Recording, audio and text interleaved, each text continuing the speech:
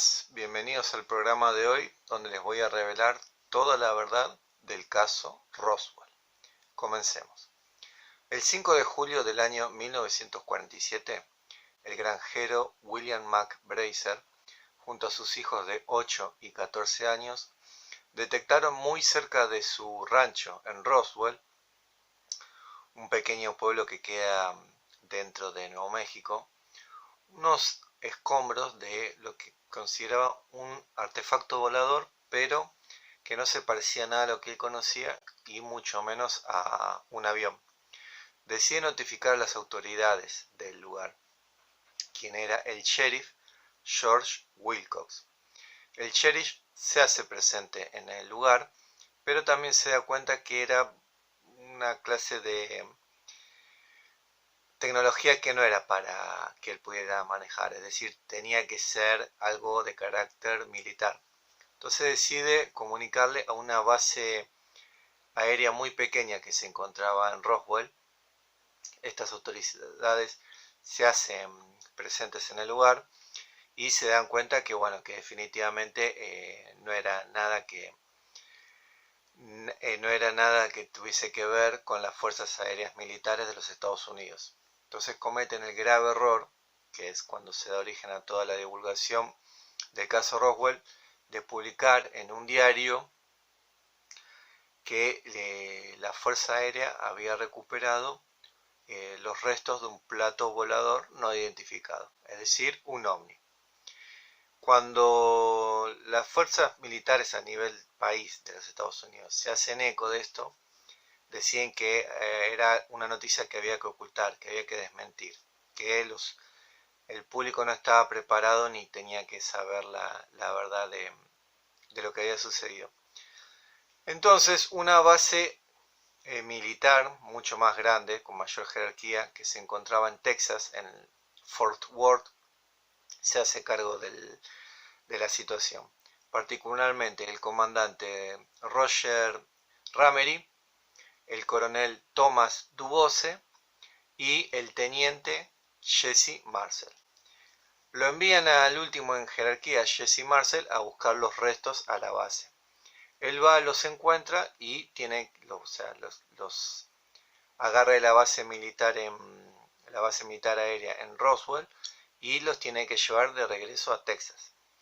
En el camino decide que esto era algo demasiado importante y que nunca probablemente se le iba a volver a repetir. Entonces decide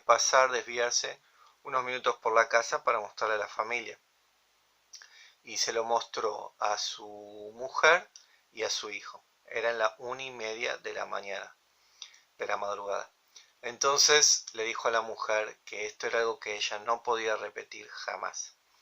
Y el hijo tenía 11 años, mucho no entendía, pero se vio preocupado porque su padre, un hombre de las fuerzas militares, rara vez lo veía tan preocupado y tan serio. Le lleva esto de regreso a la base militar en Texas, se junta con Ramery y Dubose, y al otro día, es decir, un 9 de julio, dan una rueda de prensa, una conferencia, en las cuales sacan fotos, pero habían cambiado todos los materiales que habían encontrado, de los materiales originales que habían encontrado en el lugar del accidente, por materiales locales, y dijeron que era un error, que no era ningún plato volador, sino que era los restos de un globo meteorológico aerostático.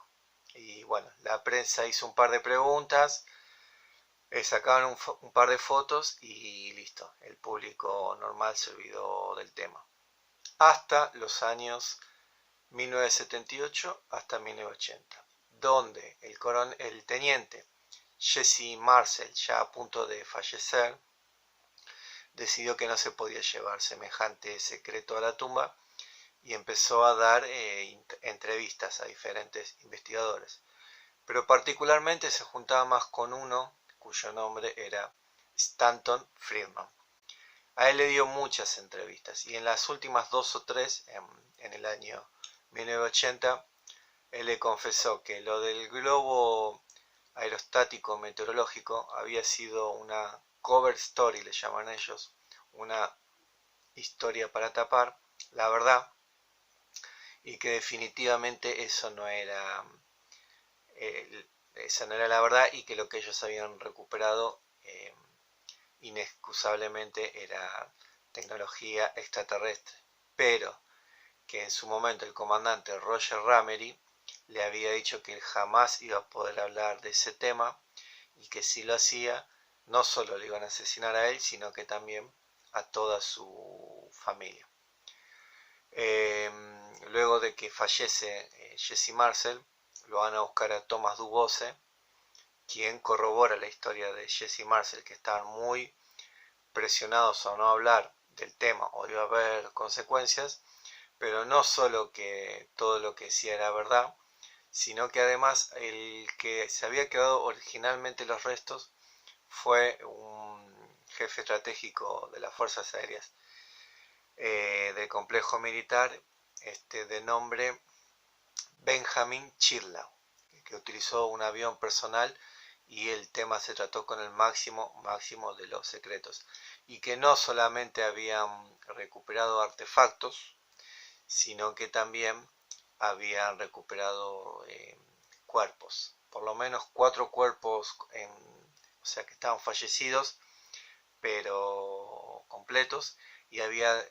se piensa que por la cantidad de restos que encontraban, pero en condiciones pésimas, había 3 cuerpos más, de los cuales uno dicen que sosollaba, que como que murmuraba, que intentaba comunicarse, pero duró muy poco y falleció. En el año 2012, Chase Brandon, un agente de la CIA con más de 35 años de antigüedad, logró tener acceso a unos archivos secretos en una de las bases de la CIA en Langley, Virginia. En uno de estos documentos, de lo que decía, con el máximo de los secretos, era que definitivamente lo que se había estrellado en Roswell era una nave de procedencia extraterrestre. Dio esta nota y no pudo decir más nada porque dijo que él tenía un serio compromiso de confidencialidad. Otro de los emblemáticos que también habló del tema fue Edgar Mitchell, el famoso astronauta de la NASA,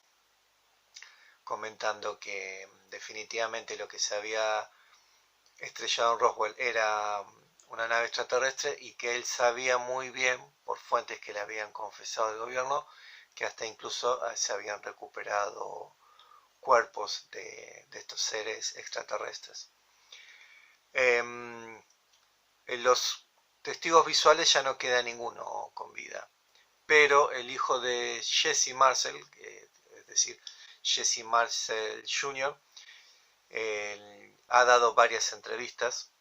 y él cuenta que dentro de los artefactos que le había mostrado su padre aquella noche del 6 de julio de 1947, lo que más podía recordar era uno que era un metal, pero era tan fino como un cigarrillo, que cuando lo levantaba parecía que tenía la mano vacía, porque era tan liviano que no sentía nada del peso. Pero al mismo tiempo de ser tan fino, era increíblemente macizo, es decir, lo golpeaban con la mano y no le hacían nada, lo pusieron contra la mesa y lo volvieron a golpear con un martillo y no pasó nada, es decir, el martillo rebotó sin hacerle el más mínimo rasguño. Y otro de los objetos que recuerda era una clase de viga pequeña, de unos 30 centímetros de longitud, en la cual tenía jeroglíficos, al estilo jeroglíficos, parecido a los estilos de los jeroglíficos egipcios, como ven en la imagen. El caso Roswell allá en el desierto de Nuevo México es tan increíble que incluso hasta tienen un museo dedicado y ganan muchísimo dinero. Allá todo el mundo da por descontado que la versión oficial del globo aerostático fue una mentira, por 2 razones. En los 90 la Fuerza Aérea trató de desmentir de nuevo el caso Roswell,